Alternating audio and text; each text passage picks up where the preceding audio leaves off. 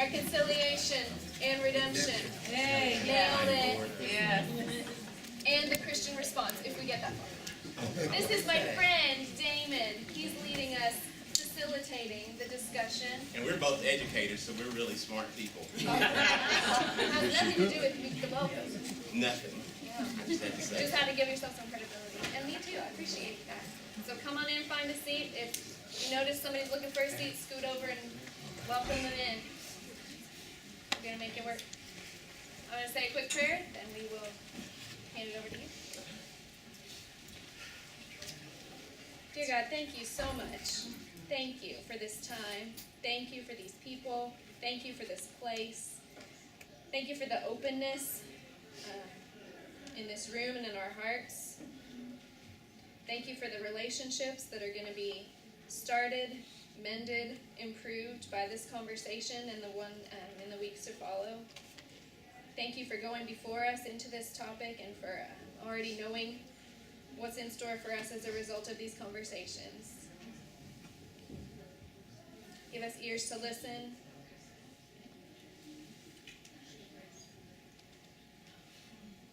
Thank you for this time. Thank you for Damon. It's in your son's name we pray. Amen. Yes. All right. Well, how's everybody doing? Right. Good. Ooh. Is this stool moving as much as I feel like it's moving? Somebody just shook their head and said yes. So when I fall down,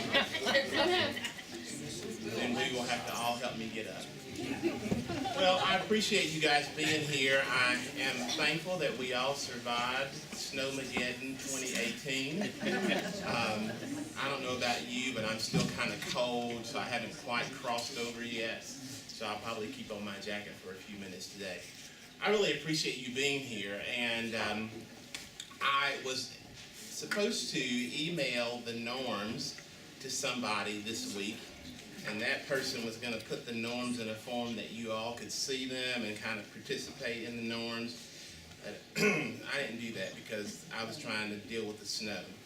So I'm going to go over these really quickly, and let me just say, I'm going to add a norm. It's going to be a kind of norm. Let's try to start at 9:45. Okay? It's 9:54 now. I know. We'll have a conversation with Jeff later. Okay, so norms. Listen respectfully without interrupting. Listen actively and with an ear to understand others' views. Don't just think about what you're going to say while someone else is talking. Criticize ideas, not individuals. Commit to learning, not debating. Comment in order to share information, not to persuade. Avoid blame, speculation, and inflammatory language. Allow everyone the chance to speak. Avoid assumptions about any member of the class or generalizations about social groups. Do not ask individuals to speak for their social group. Think and respond as you believe an image bearer would. So that's really important because last week we spent a lot of time in really Genesis 1 and 2. And we spent our time there because we wanted to provide kind of this space where we can have this conversation and keep going back to whenever there are times when our conversations or our comments seem to kind of place someone in a negative light. So how do we go back to that and kind of come forward with, okay, what does it mean to be an image bearer? What does it mean to react to, respond to, live in community with someone as an image bearer? And I don't know about you, but occasionally I get stuck on something, and I got stuck on this. And so I went back, and I started finding all kinds of quotes and different things that, from scholars who have spent their entire lives studying what this particular verse means. And there are a couple of them that I want to share with you today. And today is going to be a lot of silence and then conversation. So I'm warning you now. So this one from, oh gosh, I can't read my writing. But here's the quote. It's not mine, so don't give me credit. The image of God is indelible. it can be damaged but never dispelled. I may have shared that one last week, but it kind of popped up again in a study that I was doing this week. And I thought, that's really powerful. The image of God is indelible. It can be damaged but never dispelled. And so I thought again about, how important is it that we lay this foundation. And so I'm going to say a few things, and then I'm going to be quiet and let you guys kind of share what you processed over the week. And then we're going to go into an activity. So, one of the things that I thought about as I heard that quote is, when we talk about the image of God, when we talk about being made in his image and his likeness, as far as, kind of becoming like God and actualizing the character of God, humans are the only creation that can do that. We are the only ones. And so that idea of, the image of God being indelible in us is so powerful because it pushes us as we are becoming more like him to manifest those characters of God in our relationship with people, in our relationship with each other, in our communities. And so the idea of love and mercy that someone talked about this morning, and forgiveness, those are all things that are a manifestation of God in us. And so as we approach this subject, it becomes very clear that we have to approach it with this measure of humility.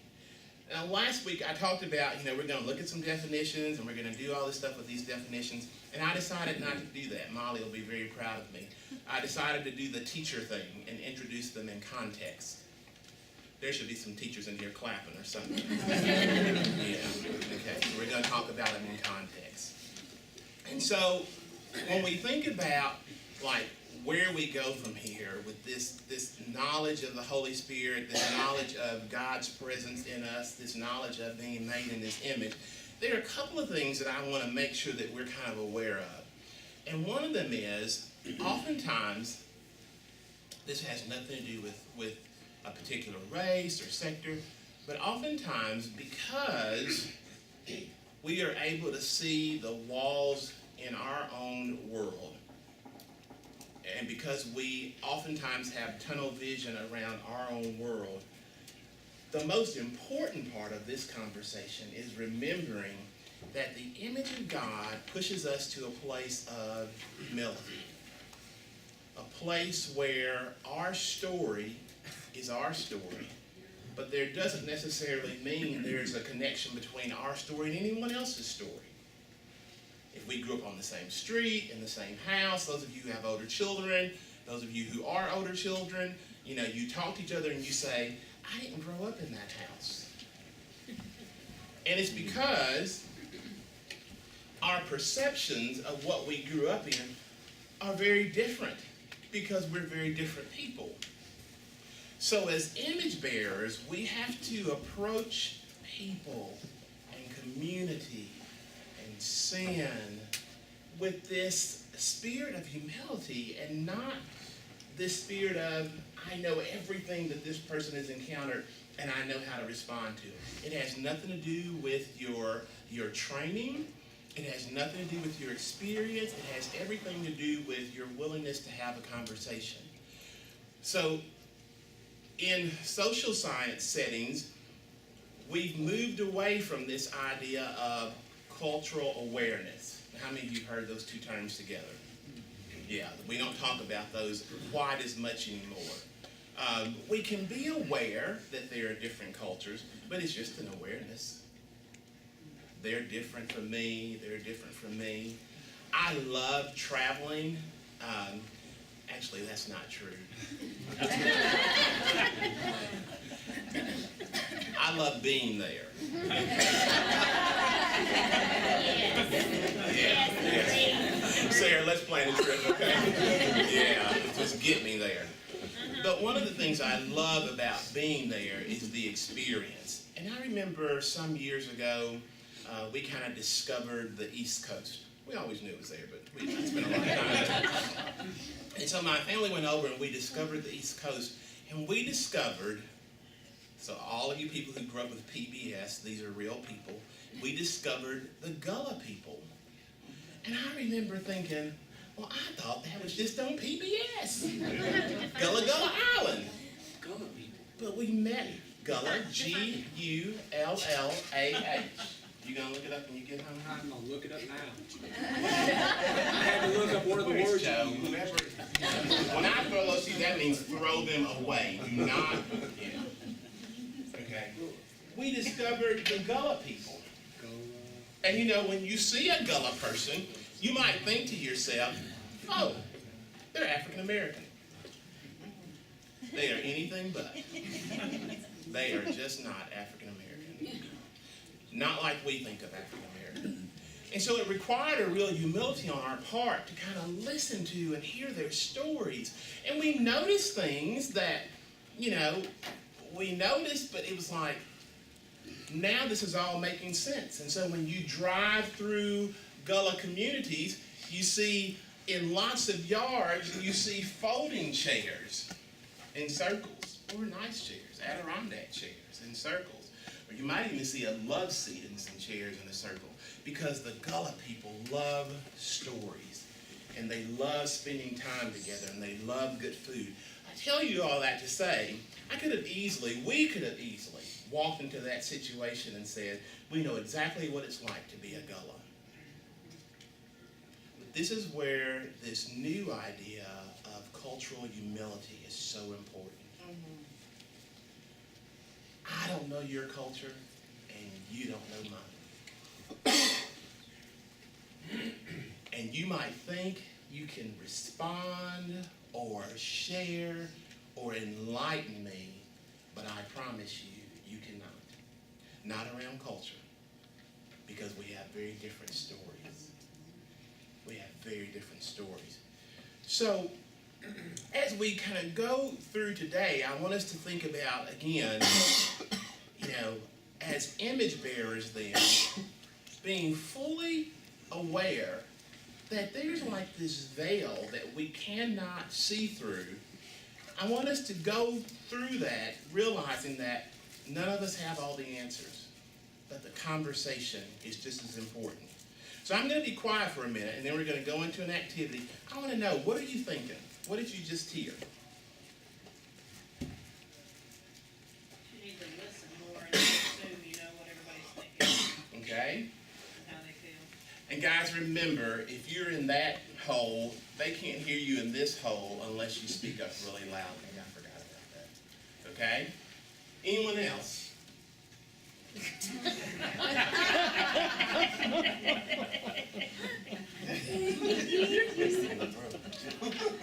Come on now. Anyone else?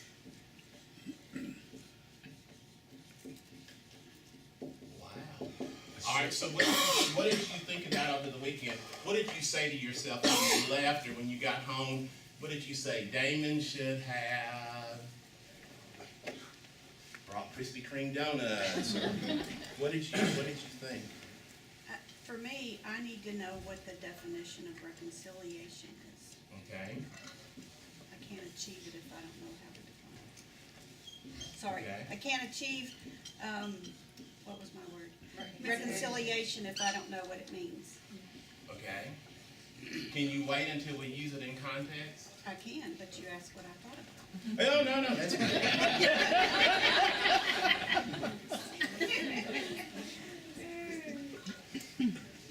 Well, you sort of set yourself up just then, because you said, you know, like, what should Damon have done? And at our house, we don't say don't should me, because you don't know my circumstance, you don't know my situation, you don't know where I'm coming from. You may not have even heard what I said in the means in which, or said what I really meant to say. So, shoulding yourself, or shoulding anyone in this classroom, is probably not a very good idea. So what you should have done is maybe say, how would you... Matthew and I have loved each other for a long time. No, I guess maybe learning to ask the question, how could I do things differently? Okay. Do we wanna throw that one out now? I don't know, I just think,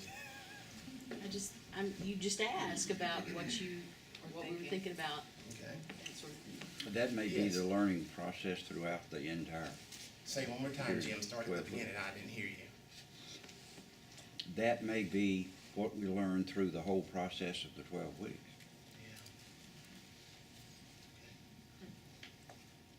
One of the things from what you just said, back to your first question is, I need to assume ignorance. I just need to assume I am ignorant of your culture instead of coming in and thinking I know. I would add something, Damon. I think that most of us are fairly ignorant of our own perspective. And that we use the term in education a lot, perspective consciousness. We haven't taken the time to explore why we see things the way we see things. So we're not even aware of our own perspective. And then being able to stop and look around when we recognize that. Agree with that. I got 3 hands, 1, 2, 3, or 1, ladies first, 1, 2, 3.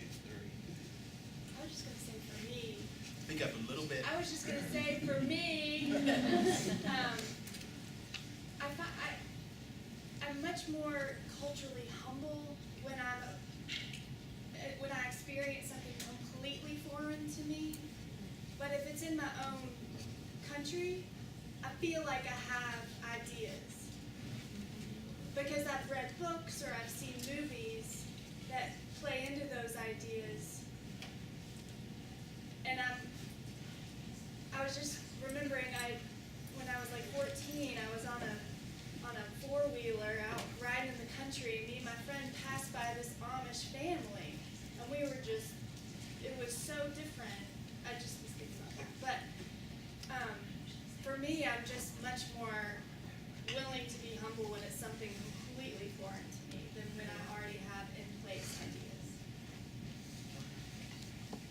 One of the Roger's comment, that's A little bit one of the reasons I louder. wanted to come, I'm sorry, Roger's comment, one of the reasons that I wanted to come to the class is to help recognize my own biases.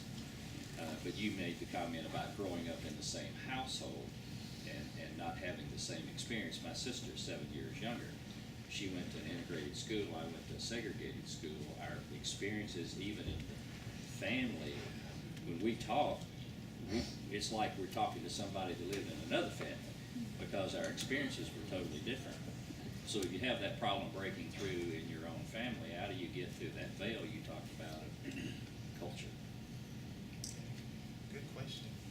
Yeah, I mean, I think going off that, kind of the idea of being aware of what I bring, because when I step into the room, I'm bringing all of Jacob. You know, I'm bringing my stories, my experiences, my interactions with this cultural group, whether it's, you know, Caucasian people in affluence or in poverty, or, you know, I spent time in Tanzania and lived with a Muslim family for 4 days, and I brought all of my media experience with me. And it was shattered because of an experience where I was humbled by the inability to communicate and express. And so I had to learn, okay, I can't approach these people, this family that is taking me to their home, with what I've heard, what I've experienced, and what media has taught me, or what significant events in our country have happened, whatever it is, right? So when I approach someone in a way as to say, I don't know how to interact with you, I don't know what I'm doing, I could do 4,000 different cultural faux pas here and completely mess it up, right? And so in that, then I can develop a sort of competency through that humility that says, you know, now when I approach a Muslim woman wearing a hijab, I know, you know, there's a certain amount of interaction that I will initiate or I will not, to respect and honor the cultural boundaries there, right? Or when I'm interacting with people in South America, I learned how to greet and how to do this. And so it happens from a place of humility can breed better interactions and a semi-competency, if you will. You know, it's not as if I'll never learn how to interact with this person that's different from me. The beauty of it is, if I start from a place of not knowing and allow you to teach me and give me something of value, then our interactions from then on will have a lot valued significance and mutuality in them. That's really valuable. Okay, I think too, the importance for me is not, making the assumption, like, number 7 of 11 children, single parent home. And even though you're another black person, culturally, things were different. Your 2 parents were in the home, you know, family of 4. And so what I've experienced, so even though you may look like me, it still can be a big cultural difference and not really assume, which makes me think it's so important to just listen to a person's story. So, just a couple of things. One is, I think a lot of times we have a tendency to paint with too broad of a brush when we speak of other cultures, races, and so forth. And for me personally, I always go back to the famous line, I'm going to butcher it, but in To Kill a Mockingbird, when Atticus says, you don't really understand until you walk in another man's shoes. And I guess that's one of the things that empathy, that when I can't relate, how do I do that, you know? That's something that I'm looking to get out of. One more, I think. Kind of, sort of. You made the statement that you can't tell me about my culture. How did you say that? I'm sorry, I worked last night. My listening is a little slow. You can't respond or enlighten around another person's culture. I'm not sure I agree with you. I think that everybody does have a story. I think some stories from some cultures can look very same in other cultures. I think it's an individual thing. And if we're all made in God's own image, why aren't, you know, the stories, they can be the same. It's a more individual